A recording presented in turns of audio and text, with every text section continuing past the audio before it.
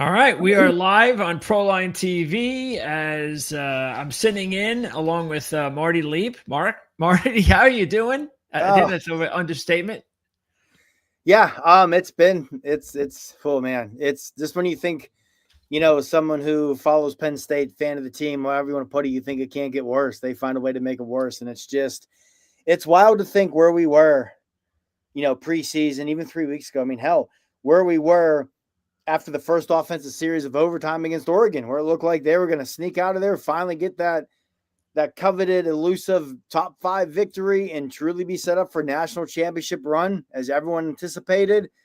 Then there's a bad snap to Dante Moore. The ball hits the ground, and you're thinking they're going to fall on it, and this is it. And the ball bounced right back to Dante Moore, and the bad luck hasn't stopped for Penn State since then. Yeah, this is, man, I don't think it's as bad as the UCLA loss because of UCLA and where they were. But, man, after what you saw, what UCLA did to Michigan State today, this one might be, considering it's at home, it potentially could be worse. And you're definitely, I think Penn State as a program was already in a position where you were kind of like, where do things go from here? And you're definitely in a where do things go from here now position.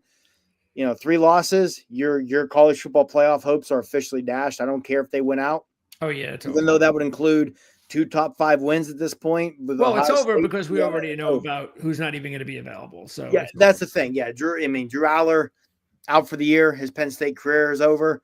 And now 3 losses, you got to wonder if you're Katron Allen, if you're denied Dennis Sutton, some of these other guys True. that came back. I'm sure the NIL deals they signed to return, there's probably something in there about opt-outs and whatnot. But, I mean, we've seen in the past where once it was clear a season was done with, Yep. James Franklin really focusing on playing the younger guys. But hell, who knows if James Franklin's even coaching this team the rest of the way? So Yeah, it's it's but if you're exhausting him, to why would know you do that. that anyway? I mean, the only reason you're playing young guys is because you think you're going to be back. And there's no way that there's no communication. Like, even if he's safe, he has to know he's safe before he decides what to do with the players. There's just not going to be some blank, well, I don't know what's going on. I mean, he's got to know what's going on. There's got to be a conversation where he either gets a vote of confidence or he gets fired.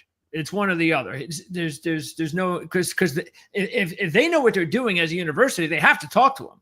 They have to say something to him to say, hey, you're okay. We're behind you. You're going to be here next year. So whatever you want to do with the young players, we're going to leave that up to you, or they're going to fire them. I mean, you can't just blindly just let them keep coaching without talking to them. Yeah, there's definitely conversations that have to be had. I mean, I think, let's look ahead to tomorrow morning, to Sunday morning, and maybe if you're listening to this Sunday afternoon, Sunday evening, this already come to fruition. Even if James Franklin is not fired tomorrow, changes need to be made. Rather that's Andy Kotelnicki, rather it's Marquise Higgins, the wide receiver coach, Danny O'Brien, the quarterbacks coach. It was another disastrous day on special teams. Your special teams coordinator, Justin Lustig. I mean, it looked like in the second half when you had a chance to kind of right the ship and get this win and escape, you muff a punt that put Northwestern right back into it and put them back in the lead. I think, and that's where this conversation, right? If you're Pat Kraft, the athletic director, I think you have to have the conversation with James where it's like, hey, even if you're still the coach, come Monday morning, changes need to happen now, right? At this point, it's fair to have this conversation because unfortunately his Penn State career is over. You've completely wasted Drew Aller. Yeah, there was not always pretty from him, but the kid has all the physical tools. I'm still not going to be surprised if he turns into a good NFL quarterback. I wish him the best and hopefully he has a speedy recovery because people are going to say a lot of bad things about Drew Aller because the way his Penn State career shook out. But there's no denying that kid's desire, his passion, his want to win, his just love for football and love for Penn State. He had a press briefing this week with the media where he told them he spends literally 95% of his free time in the football facilities. Like that's his life. And I feel awful for Drew Aller because there was so much pressure on him. Hey, you're going to be that quarterback, right? Clemson was always Clemson until Deshaun Watson happened. And a lot of people said, hey, on the field, I always give that disclaimer, on the field, not off the field. On the field, Drew Aller was supposed to be Penn State's Deshaun Watson. And you came close. You came real close last year. And it didn't happen. And yeah, it's unfortunate. But yeah, changes need to happen now. Again, if I were Pat Kraft, I'm spending my night figuring out how we're going to pay this buyout, and James Franklin would be fired tomorrow. Um, But even if that's not what's going to happen, somebody needs to go. There needs to be a shakeup on this coaching staff, especially the offensive staff, where the offense just continues to sputter and putter along.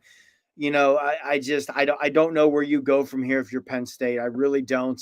But if Drew is healthy, I do question whether or not they'd keep just going along and hoping upon hope that they could still find a way to get into the playoffs. But now without Drew, honestly, I'd actually be surprised if he wasn't fired tomorrow. It just makes too much sense to just move on because you want to start now. You have got to start the process now because you can't go around interviewing coaches if he's still your coach. That's a bad look. You can't do it. So you have to get rid of him now so you can start the process. You got to start finding who is going to take over this program, and it has to start as soon as possible. I agree. And that's where it's like, your signing day is a little over 2 months away. You want to, if you're going to move on, you got to do everything in your power to keep that 2026 class intact. You've got to do everything in your power to keep this roster intact with the transfer portal. And like you said, the sooner you can start figuring out that new head coach, the sooner you can make those things happen. Again, if I'm Pat Kraft, then I'm with you. I'd move on now. And if I'm him, I've already called the agents of a Kenny Dillingham, of Glenn Schumann, of whoever it's going to be, and start gauging interest. Because in an ideal world, if you're going to move on from James Franklin, which I think at this point you almost have to, because this thing's completely off the rails. It's over. It's not even you. I mean, it's over. It is. And it's unfortunate. We talked about this last week. It's unfortunate because he's done a lot of good for Penn State. He really and truly has. And I know it's going to get lost right now, but the guy has done a lot of good for this program as a whole, but it's time. And do you think that he should have been fired like a few years prior? Was there a moment during his tenure where fans wanted him out that you would have felt, yeah, maybe that was the right time? I think the only two times it's ever really even somewhat been on the table, 2016, when they played Minnesota, they were 2-2. They were coming off getting shellacked by Michigan. They make a last second, rally to tie it at the buzzer with a field goal, win it in overtime. And that's what started that magical run in 16 of they wrote off, I think, 10 straight wins, won the Big Ten, had that instant classic in the Rose Bowl with USC. If they would have lost that game to Minnesota, I'm not convinced he wouldn't have been fired the day after. The only other time that I felt like there was even any sort of possibility, and it quickly got squashed, was 2021. So the COVID year, they go 4-5. It was the COVID year, throw it out the window. 2021, that was the year they started 4-0. They were ranked like second or third, went to Iowa, were just running laps around Iowa's defense, and then Sean Clifford got hurt and the entire season fell apart. Yeah, I remember that. But right at the tail end of the season, he got a contract extension. So you knew he wasn't going anywhere. So every time James has had his back against the wall, they've bounced back. They've always bounced back, right? 2016, it looked like he may have been one game away from getting fired, and they reel off 10 wins in a row, whatever it was, win the Big Ten, right? Coming out of 2021, the program looked a little unsteady. 2022, they win 11 games and win the Rose Bowl. 2023, they won 10, 11 games, whatever it was. Last year, you had that great playoff run. And I think that was part of it this week. It's like, hey, every time his back's been against the wall, they've come out firing, they've come out swinging, and they have fought back. That's not what happened today. Yeah. And now you've got the toughest 3-game stretch of your schedule. Coming into the season, I said this was the 3-game stretch that was going to define it. You go to Kinnick, which is at night, which, hey, I mean, Kinnick Stadium at nights where ranked teams go to die, so maybe Penn State being unranked will work in their favor there. And this is an Iowa team that, at least last I checked, was sticking it to Wisconsin. Well, this is another reason, by the way, that you have to move on, because with these games, no matter who they're at, without Drew, you really should be going to your young players. Yes. And because you have to find out what you have. Yes. Which of these young guys that are going to get thrown into the wolves here for the rest of the season are going to be with us next year, and which ones aren't? And again, it's another reason, because again, unless, of course, James Franklin knows he's going to be back next year, he has no reason to do that. He's going to play all his veterans. He's going to try to win. And so, again, it just makes no sense. And I guess now the either way, I guess we're going to get the future of quarterback is that going to give the fans any sort of at least some hope of what to look forward to and what to tune in for? That, their next quarterback, this is their next guy that hopefully will take them to where they want to go in the next few years?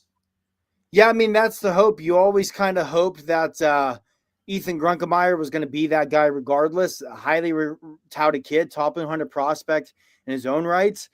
But it's like with what you've seen with Drew Aller, why, if it is still James Franklin and crew moving forward, Yeah, why? no more James Franklin. Yeah. I'm just saying, if you're a Penn State fan, and I think, again, this feeds more into your point, it's time to make the move. What they did with Drew Aller should give you no confidence they're going to be able to develop Ethan Grunkemeyer. Who would take over? Who would take over for head coach? Yeah. Oh, that's a great call. I mean, I've said it before. Kenny Dillingham's my first call. No. Who would take over if they fire? Who can they trust to run the ship? See, my initial guess is Jim Knowles, just because he's been a head coach before. I'll beat him. Is it like Colgate or something? But at least he has the head coaching experience. But he hasn't been here very long. And that's where, like, you think of your offensive coordinator. I don't think it's out of their own possibility. Andy Koldernicki's getting fired tomorrow, regardless of what happens with probably. Yeah. Maybe Terry Smith, the cornersbacks coach, associate head coach, Penn State letterman. Before he got into college coaching, Terry was one of the most successful high school coaches in the history of Pennsylvania. Just very well respected within the program, within the entire state. Terry's, oh man, how old is Terry? Probably late 50s. Like, he's not a long-term answer. But I think a big thing, too, why you named Terry is he's so well respected in the state of Pennsylvania that some of these recruits that you're really going to have to fight right now to keep on board, he has a lot of pull in Pennsylvania high school football. And, you're already, if you're Penn State, you had Khalil Taylor, a 5-star wide receiver recruit from Pittsburgh, decommit yesterday. Your prize 5-star running back recruit, Keemon Spell, also from the Pittsburgh area. Had an interview after his game yesterday where he out and out said, I'm no longer 100% committed to Penn State. And Terry's got a lot of pull in that area. So I don't know. That's another reason why you have to make this move, by the way. Terry. But yeah, it's just what a mess to be in. But that's another reason that you have to make this move, is because of recruits. And you have to make, because no one wants to come to this now. No. So you've got to make this move. You got to show the recruits. And then, like you said, you probably have to bring in a guy like that. It makes a lot of sense what you're saying. You bring in a guy that has all those connections with those recruits. Doesn't matter what his head coaching experience is in college. Nobody cares about that. No. Just he's experienced enough that he can coach this team to the rest of the season. Yes. Because the main thing is to make sure that the young kids play and that he has those ties with the recruits. Because I'm sure he'll probably be one of the guys that'll be retained on the staff in some capacity, no matter who they hire to be the next head coach. Yeah, I would assume, if a new coach is in here, if Terry's not on the staff, it's because he doesn't want to be. He's the only staff member remaining from James Franklin's original staff, especially being a letterman.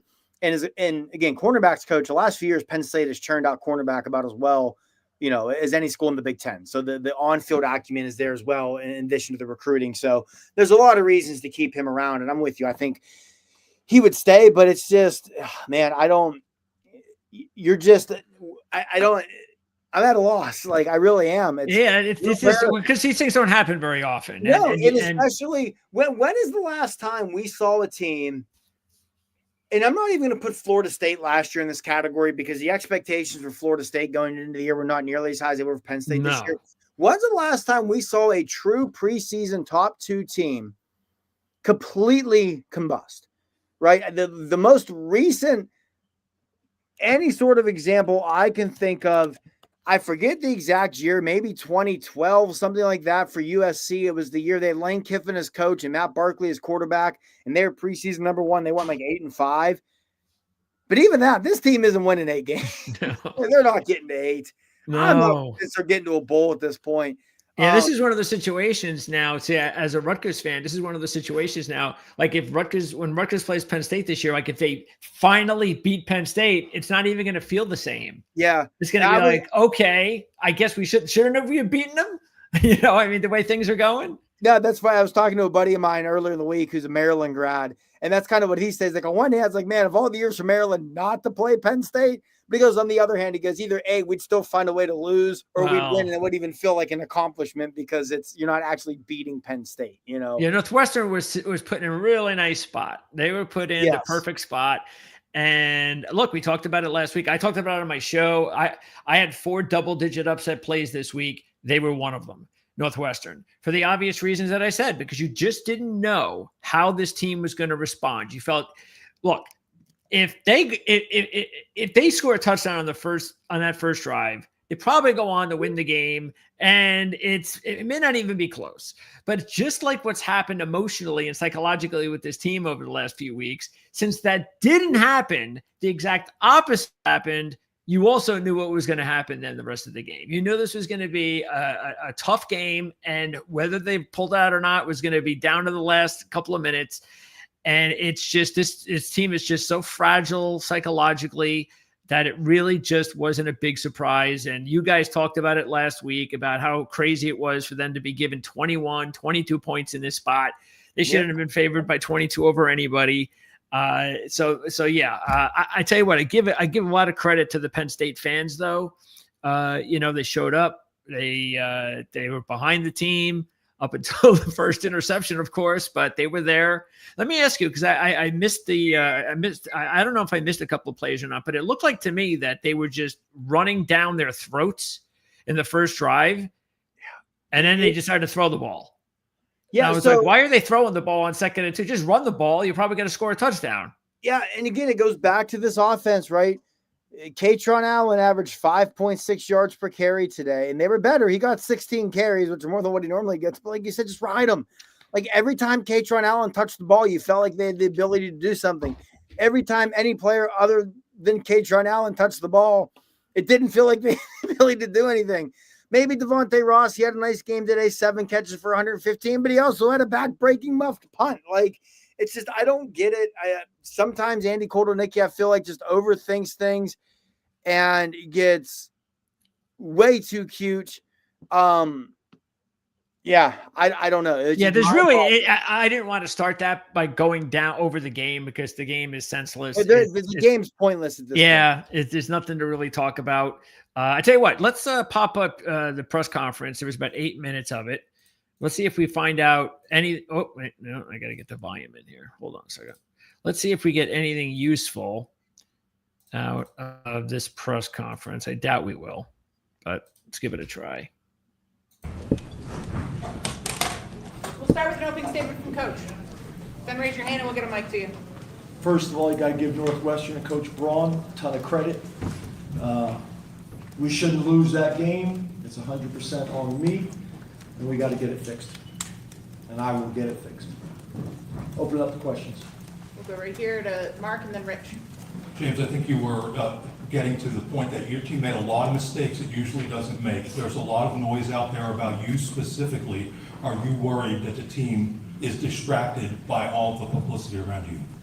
Yeah, we have worked really hard to keep the building as positive and close out all that noise as we possibly can. But for me to say that it doesn't impact them would not be honest. Rich, then Audrey. James, to your right. Why do you think that the run defense has been so porous these last 2 weeks? Yeah, again, probably the answer that you don't want, that I need to watch the tape. But at the end of the day, the stats and the results are what they are, and it's my. Is there a player that has been really and this is important for scouting and looking at the draft? Is there a couple of those linemen, Durant especially, but is there any of those players that are going to the next level that you felt have kind of given up, that weren't given their all, that you really expected more out of? I'm not necessarily going to say maybe giving up, but Zane Durant had not played well this year, especially scoring. I would argue that Durant's been the basis on this entire team. He's just been just a ghost. He's been nowhere to be seen. He had that interception in non-conference play against whoever it was, but he had a sack today. But it's just Zane Durant really has been a major letdown. I think with Denai, a big issue with him is people expected him to step in and be this next great game wrecker as a defensive end at Penn State. And that's just not his game, which is fine. He's an extremely high floor guy. He's going to be one of those guys that goes to the NFL as a 3-4 end. and puts together one of those like 12-year careers where he quietly goes to like 7 Pro Bowls and is always really good, just never great. So it's easier for teams to kind of take him out of things. But yeah, I would definitely argue that Zane Durant has, been maybe the biggest disappointment on this team this season. Okay. So he's lost the most stock. Okay. I would, All right. yeah, of the linemen, I would say Durant definitely has lost the most draft stock this year. Okay. Responsibility to get it fixed. And we will get to work tomorrow and probably even tonight. Again, it's totally on me, and we'll do everything we can to get it fixed. Audrey, then Neil. James, do you have any update on Drew Aller, and do you expect that he'll maybe be able to go in the coming days?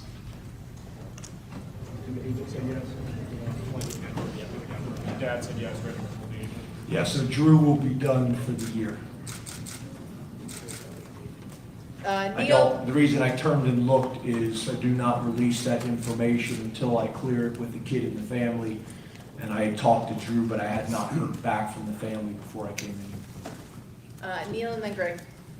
James, what do you think is missing? Is there a lack of connection, coach to staff, to players? And is there an NIL era? Does that change the dynamic after a team takes, say, the loss to Oregon? Has there been a disconnect since then? Yeah, there's obviously a ton of different dynamics in college football. There's a ton of different dynamics in college football now, but we're all dealing with the same thing. And whatever the situation is now in college football, everybody must embrace it, and that doesn't allow us to use that as the reason. Again, at the end of the day, it is on my responsibility completely, and I take full responsibility for all of it. I hired all the staff, I recruited all the players, believe in all of them, but at the end of the day, we're not getting it done right now, and again, I own that. Greg, then Bob. Coach, is there anything you're hearing on the headset when you guys are on offense that maybe gives you an indication, without watching the film of this game, but just overall throughout the course of the year, but also tonight, about why things haven't worked on offense up until the end of the, a couple times you were able to score tonight? Yeah, I thought, early in the game, we got the running game going. K-Tron was very productive. Obviously, Nick was able to get the touchdown as well. The early turnover obviously was significant because we went right down the field after the block punt, and we're in a great situation. That was obviously a big series in the game. You go down and you score on that drive, could be a very different game. But again, we got to handle whatever comes and respond to whatever comes. But I thought early on we were able to run the ball and mix some things up. In the second half, we weren't able to run the ball either. Bob, then Ellie. James, just following up on Greg's question, Devontae Ross had a nice game for you. He had a real big play there. You guys took the lead. The other guys you kind of added in the transfer portal, the wideouts. Just your thoughts on Pena and Hudson. They weren't really much of a factor in this game, and it's kind of happened more than once this season. I also think Kyron had at least 1 or 2 drops. Just your thoughts on maybe getting more inability to consistently get more playmakers involved, I guess. Yeah, I think that's fair. It can't just be the running back and one wide receiver. We need multiple guys making plays. We need to distribute the ball. We need to get as many guys involved because they're capable. So again, that is on me to make sure that happens. And again, all I can say is I take full responsibility. Ellie, then Sauber. James, we've heard the emotion from the fan base and we saw yours post-game. Do you still want to be the head coach here at Penn State, and do you have confidence that this is a group of people that can turn this around this season? Yeah, for me, it's always been about our players, and those guys are hurting right now, and the fans are frustrated, and I get it. I totally get it. I totally get it. We have great fans here. We get unbelievable support. And I understand their frustration. Trust me. We're as frustrated as anybody, guys in the locker room. But to me, ultimately, it's about the guys. It's about the guys in the locker room. And they're hurting in there. And I do anything I could to take that hurt away from them. But like I told them, we got to stick together. We got to tune out all the noise, and we got to get to work. That's the only answer, is get to work. We've had some adversity in the past, not like this, and we're gonna get to work.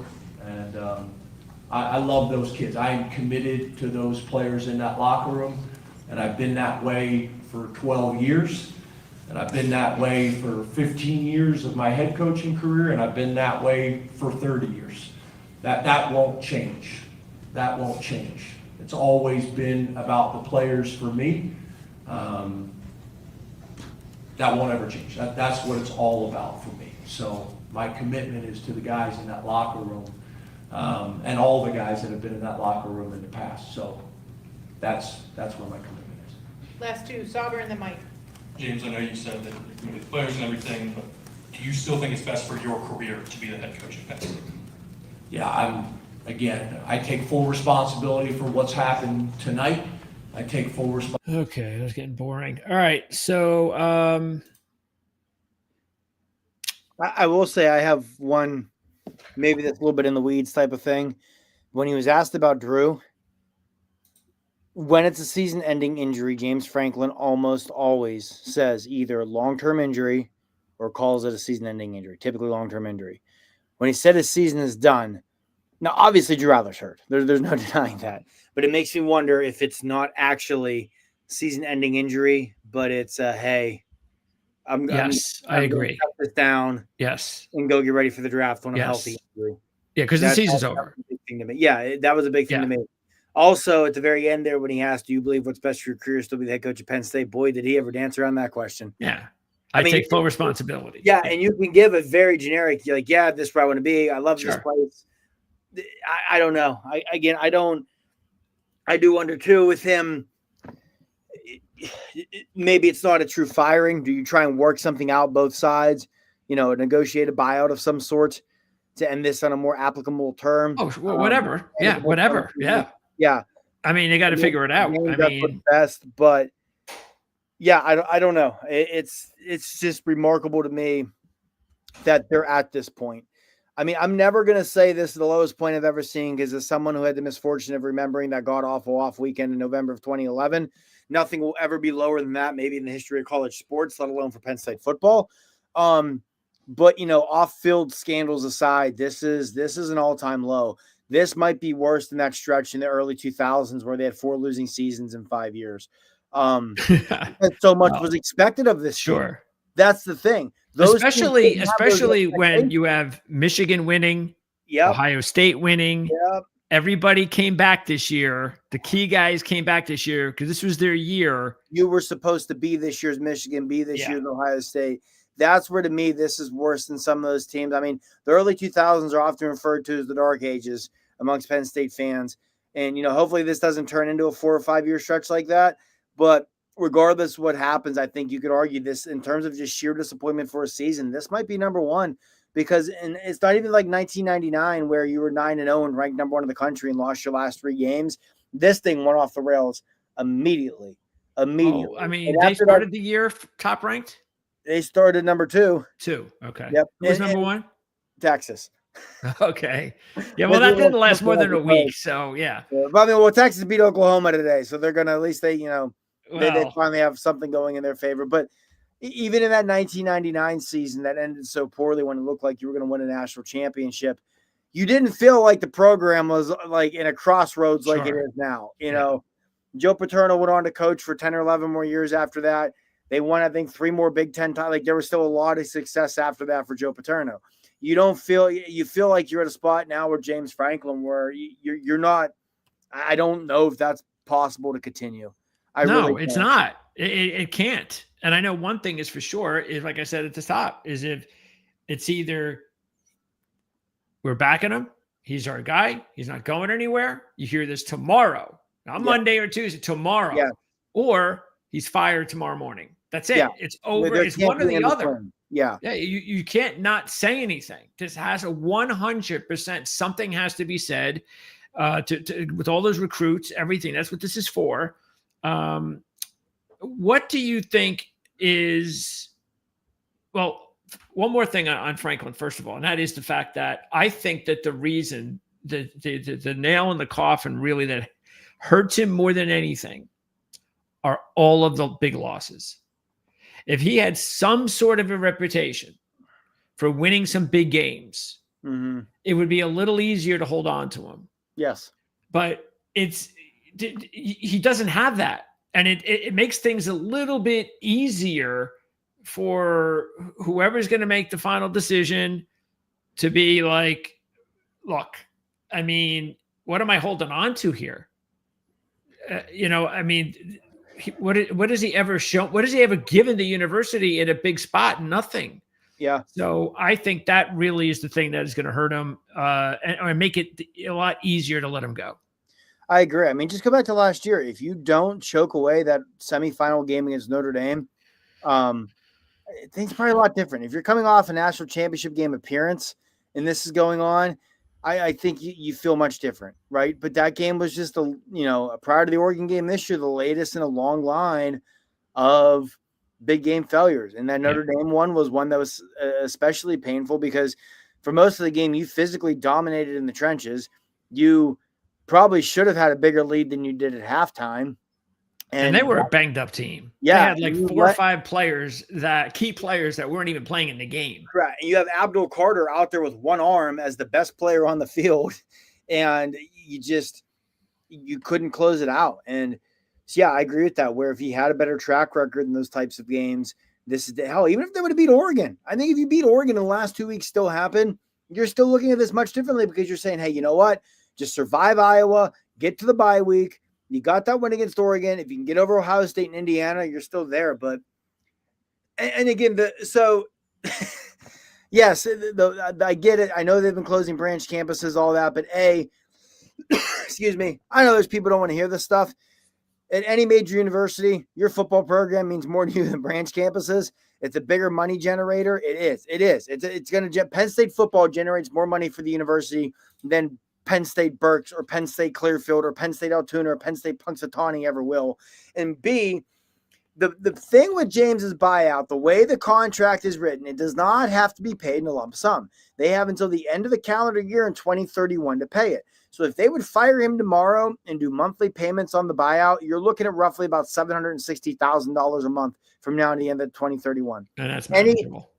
Any sports department the size of Penn State University can find a way to pay that easily. Yeah. Right. And with where you're at right now, in terms of just overall feeling of the fan base around the program, you would have a lot of donors who would gladly chip in to make sure that gets paid. Absolutely. Right? So I don't think the buyout is the deterrent that a lot of people think it is. I agree. Yeah. I mean, we've seen them before. It's happened before. So I mean, Jimbo Fisher had literally like an $80 million buyout, and Texas A&M found a way, right? And look what Mike Elko has quickly accomplished. You're in year 2, and you're thinking to yourself, Texas A&M might be the best team in the SEC. And by the way, they wouldn't make these types of investments if they didn't feel like they could get out of it or they could pay it off. No school is going to tie themselves to a contract they can't find a way out of. No, it seems like that when they make it because it's such a high number. So the average person believes, oh, that's it. They're tied in. No, it's just not.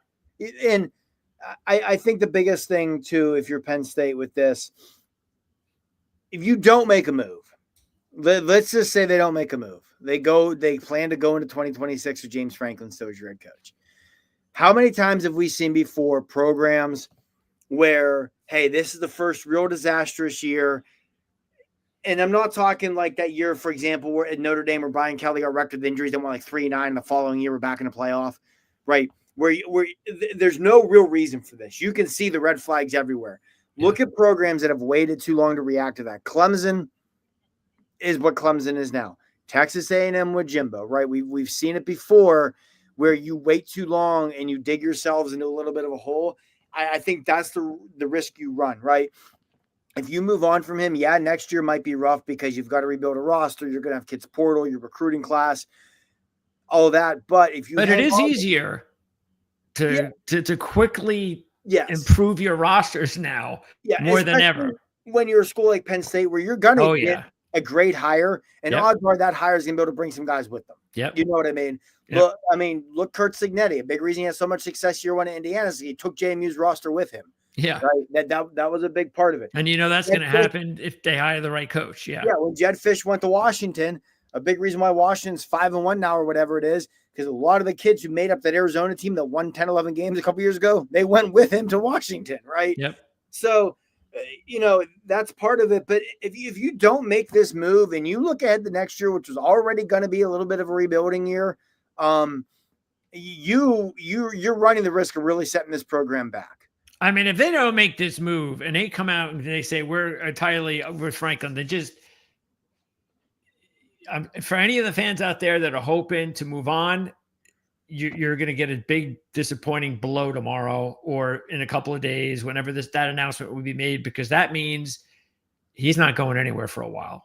Because if they don't get rid of him now, it's not going to happen for a while. So, and that's why I said, I am going to be shocked if he's not fired. Shocked. Yeah. And not at the end of the year, tomorrow morning. And again, I hate talking like this about anybody, especially someone who by all accounts is genuinely a great human being, but I hope you're right. Like, it's what's best for the program. Hell, it's probably what's best for James Franklin at this point. Yes. Right. Just go press restart. The thing is with James Franklin, if he wants to find another head coaching job, he'll get one. He'll be fine. Yes. There are plenty of schools, even with this year, there are plenty of schools out there who would still fire their coach to bring him in. If he doesn't want to do that, the guy would kill it in media. He is so good at that sort of stuff. Oh, he'll be a head coach. You would guess. Yeah. Oh, yeah. I agree. I'm just saying, even if he wanted to take a couple years off from coaching, and just I guess so. He's got all that money. Yeah. Yeah. But that's what I'm saying. He's going to be fine. I know I've made this analogy a lot in recent weeks. Andy Reid and Eagles, right? Both sides were ready. It was time to move on. Everything comes to an end, and that's where they were. Andy Reid's gone on to have a lot of success. The Eagles have gone on to have a lot of success. I think Penn State and James Franklin are in a similar spot. And, the head coaching thing too, again, you're Penn State. Yeah, you're not that top tier job that, that they were. A lot of Penn State fans, I think, are still stuck in the mid 90s, 80s, 70s when this was legitimate, one of the 5-6 best jobs in the country. You're not that anymore. This is still easily a top 10, 15 at worst job in college. Absolutely. You can win a national championship at Penn State. Yes. Everything is in place to win a national. They almost did it last year. Yeah. You're going to have your pick. There are a lot of great coaches out there who are at schools that are not as well equipped to win a national championship as Penn State is. You're going to be able to make a great hire. It's going to be up to Pat Kraft and that crew to make it happen, but you're going to have every resource available to go out and make a tremendous hire and keep humming along and keep winning a lot of football games and maybe even elevate some things, because I think Franklin's had this program. They've been at that ceiling for a long time now. And, just a fresh voice, a fresh whatever, maybe even just kind of, I've said it before, where I think a lot of it's a mental roadblock too with this program right now and in those big games. And now it's really spiraling on them. Just getting a fresh start, even on that front, I think can go a long way for them. And just, I'm with you. It's time. It's going to be interesting to find out which, and I'm sure that we'll have the discussion in the next week or maybe even next week if he is fired. There's more than enough time to talk about, what direction to go, but that is going to be interesting to find out where they would want to go. Like what kind of level, like would they really seriously go after the Kenny Dillinghams? Would they go, are there any coaches ready in the NFL? Are there any, and it could be assistant coaches. We talked about the group of 5. I don't know. And again, that's why I'm going to even bring up like a Ricky Ronnie, because would they go in that direction with a group of 5 coach? Or do they feel like this is Penn State? That would be our 5th or 6th choice. We have got to aim high and go after the best of the best. Because again, Dillingham right now is the hottest name out there. The thing is, for him to leave Arizona State, it's going to take like a lot. And I think with Dillingham, I know people point to Arizona State alum thing, which is legit. It's also, if you're Arizona State, and I know this is kind of getting more in the nitty gritty than a lot of people realize, the state of Arizona is booming in terms of high school football recruiting because due to the price of living in Texas and California, a lot of families are moving to Arizona. So you're going to just keep getting a better and better in-state recruiting base. Also, name one reason Arizona State can't be the program that runs the Big 12. Sure. And I agree. Nowadays, yes. Yeah, yes. right now. And it's a lot easier. Yes. Every year. Yeah.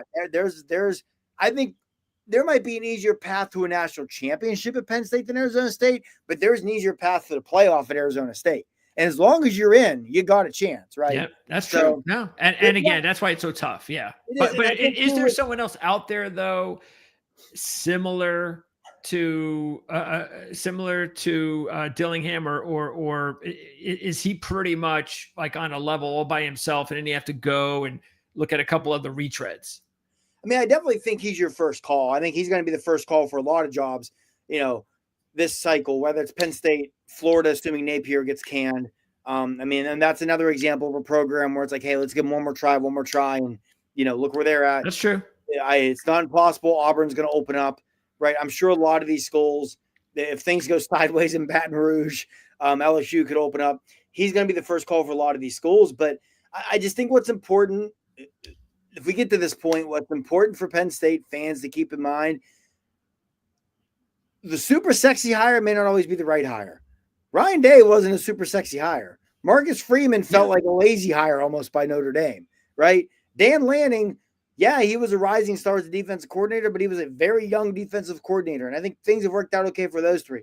I get with Kirby Smart, maybe it's a little bit different because of being from the Saban tree and people had known for a few years, hey, Kirby's going to be a guy. But again, he had no head coaching experience of any worth, right? So, and you're going to need a younger coach nowadays too. I agree. And that's for Dillingham. I'm a big John Summerall guy down at Tulane, but I don't think Summerall is going to leave the South. I think he would rather do another year at Tulane than not hold out for an SEC job personally. You don't have to poach a sitting power coach. You can try. Other than Dillingham, I mean, Eli Drinkowitz is a guy I would gladly make a phone call to in a heartbeat. I mean, talk about a full circle moment. Bring Bo Pribulo back with him, and maybe he can go back to Vanderbilt again. It worked the first time. Yeah, big guy. Just trade him for Clark Lee. Hey, you know what? It worked out. Yeah, that would be interesting. Yeah, that's true. Where would James Franklin go if that job opened up? Not to get it too far off the rails, and where does James Franklin go? But I did see someone on Twitter today with an edit of him in North Carolina.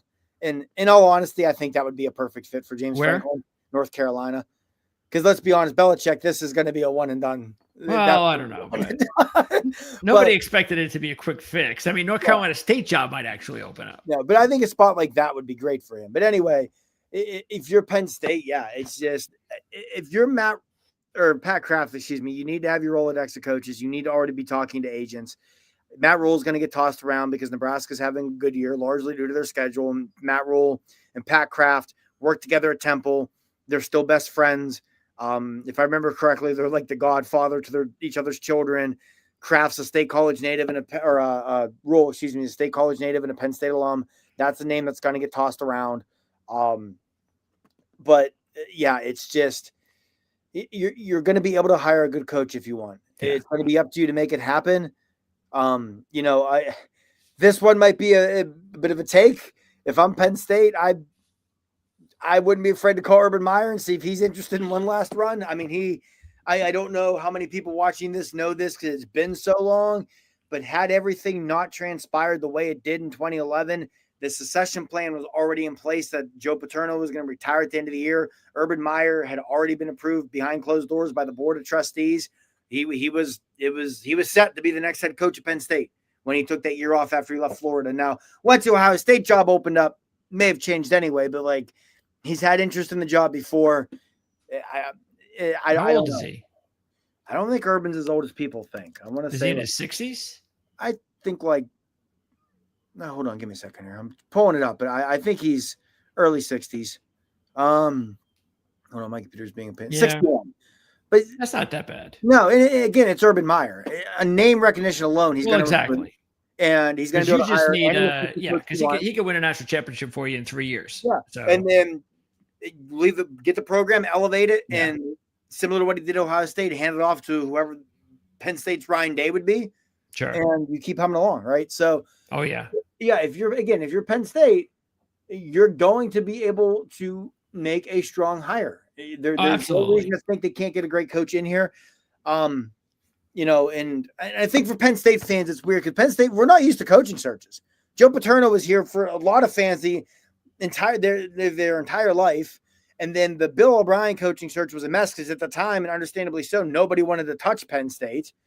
And then when O'Brien moved on to the NFL, I think everyone almost immediately was like, yeah, it's going to be Franklin. He's a Pennsylvania native. He's killing it at Vanderbilt. It's got to be Franklin. So even that coaching search wasn't really – yeah, And that guy doesn't exist right now. Yeah, exactly. Right? That's the thing. There isn't. So, I mean, the only real coaching search, the closest thing to a normal coaching search that Penn State fans have ever seen in their life, you kind of knew going in it was probably going to be either Franklin or Al Golden anyway. Most likely Franklin, and that's how it shook out. So, yeah, it's going to be interesting. So they wouldn't interview. So they interview Golden, by the way? Yeah, it was reported, obviously incorrectly by some in the media, that Golden had accepted the job. And I think – Do you think he'd get another interview if the job opened up? I've had some discussions with people who think he would and that they think it'd be worthwhile. I don't know how I'd feel about Al Golden at this point. Now, I will say he struggles in Miami. I don't think he was a cultural fit at Miami at all. Golden is too much of that like blue collar build, that kind of chemistry and culture within your program. And I understand why Miami wanted that at the time, coming out of the Nevin Shapiro nonsense, but it was never going to work for him in Miami, I don't think. But I think the guy's a great defensive mind. I just don't know how I'd feel about him as a head coach in the Big Ten. But I'm still amazed that this is where we're at with what the expectations were coming into the season. Yeah, I think coming into the year, you might have been able to argue that outside of maybe like Ryan Day, James Franklin had maybe the best job security in the country because of what he's done. Well, look what happened. Almost happened to Ryan Day last year. Yeah. Because of what he's done, because of what the expectations were, because of the way the 2027 recruiting class was shaping up, that James Franklin may have had some of the best job security, if not the best job security in the country. And now October 11th, we're not even to Columbus Day. Well, here we are. Tomorrow will be an interesting day. Again, as I said, you would really feel confident that we're going to hear something. Whether they back Franklin or they're going to move on, something needs to be said. And because I'll tell you right now, if nothing is said, that's a bad look for the program. Yes. They need to come out and say something. And if Franklin's their guy, then Franklin's their guy, and we should hear that tomorrow. And then I know that even though we're scheduled to have because Minnesota game is going on, so Dylan was unable to be here, but Dylan will join you again on Wednesday for the preview. But if something does occur, then obviously we'll make sure we do some sort of an emergency show sometime as soon as we hear something, if something happens. So keep that in mind. Just look out for any alerts, any tweets. That's why you want to subscribe here to ProLine TV if you're into Penn State football. And we're not going away. Even if James Franklin leaves, this is still going to be happening here, especially if there's a new coach. Should be a lot of excitement with that as well. And these guys are going to be here to talk all about it, even in 2026 and beyond. So, Marty, it was good to talk to you again. We haven't been able to do this since last year. Of course, the last time we did it, it was, even though it was a losing show, like this one, it was under much more still kind of positive, whatever the proper framing of this of that is. But the fact is, it's still Penn State football, and I think as long as the people who know what they're doing at Penn State get this right, then I still think things are going to be okay. So, Yeah, All right. I will say, I remember real quick, just last year after the Orange Bowl, I remember us sitting here, and I'm a big Seuss guy. I remember putting out one of my favorite Dr. Seuss quotes: "Don't cry because it's over, smile because it happened." Talking about last season, how great of a season it was, and here we are again. Where it's, I mean, this time you might want to cry a little bit, but yeah, it's yeah, we'll see what happens. Yeah. All right. So again, thanks for tuning in. It's going to be a long season, but like I said, we'll see what we hear tomorrow, if we hear anything at all, and we'll be here to talk more Penn State football on Wednesday for the preview of their next contest, and that's going to be Iowa. Yeah, like I said, I mean, Kinnick Stadium at night, that's where ranked teams go to die, but Penn State's not a ranked team. So we don't have to worry about that anymore. First start for the young quarterback. Yeah, I mean, well, they're also already dead, so it's kind of hard to go there and die whenever you're already 6 feet under. But hey, last time Penn State went to Kinnick as an unranked team, it was in 2012, and they pummeled Iowa like 45-6 or something. So you never know. Maybe get new quarterback, interim coach potentially, and let's see where it goes on Saturday night. I can speak for Penn State fans that between some of the gut-wrenching losses, season-wrecking losses they've taken from Iowa football, some of the comments of Kirk Ferentz after the 2021 game, and just the hatred that exists with Iowa wrestling, we'll never be upset about beating Iowa in anything, even if it's already lost season. So, all right. Yeah. Well, we're again, it'll be Wednesday the latest that we'll see everybody here on Proline TV, the Arled's Football Network, for some more Penn State coverage. So that's going to wrap it up. We'll see everybody again real soon with our other coverage starting next week with more football, NFL, and college, and everything else here on Proline TV. Have a great night, everybody. We'll see you next time.